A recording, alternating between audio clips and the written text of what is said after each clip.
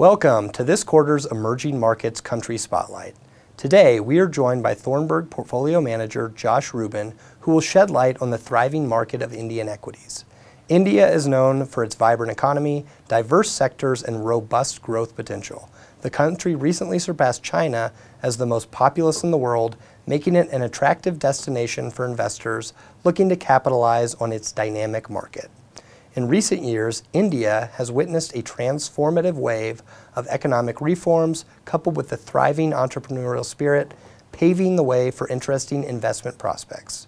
Indian equities offer a wide range of sectors that present compelling opportunities for investors seeking long-term growth from technology and consumer goods to healthcare and housing.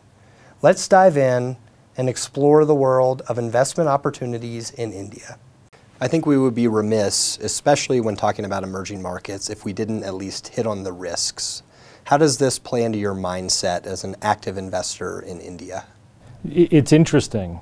One thing that's actually happened over the last several years, even as investors have increased their conviction investing in India, the allocations from global investors to India have been declining. And a big reason for that is valuations. If we think back to 2016-2017 time period, India's PE multiple was around 17 times. And that was pretty similar to Mexico or Indonesia. Some other countries back then, China, Brazil, Korea, maybe they traded around a low double-digit 10 to 13 times PE multiple. But today, India trades at 22 times, and most of the rest of emerging markets are trading around 10 times earnings again. So there's this very big valuation disconnect, which reflects just how bullish people are on India.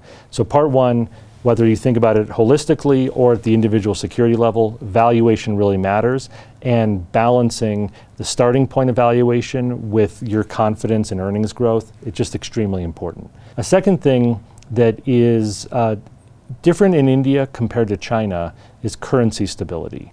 If we think of the Chinese economic miracle from, call it 2000 through 2016 or 17, because China maintained such a large trade surplus, its currency was always quite stable. But India is not an exporter of many things. And the result is the currency tends to depreciate by 2 or 3% a year. And some other elements of it sort of give its currency a little more fragility. So being aware about whether the macro dynamics are supportive of the rupee or if there's greater currency risk does still matter. It's interesting, in dollar terms over the last decade, China has grown faster than India, and the difference is really the currency right there, even though India's had a more dynamic underlying economy. I think the final part is the rural versus urban divide. A very important part of the Indian growth story going forward is going to be that the economic gains translate to everyone in the economy. And the way that we've seen the recovery from COVID, it has been a lot softer in the countryside. So we want to see momentum in wage growth and some other economic indicators outside of the cities, because that's really important to bringing another billion consumers into driving the Indian economy. Today, the Indian economy is very strong, but it's really driven by that upper part of the pyramid, and we need to see some momentum at the lower end.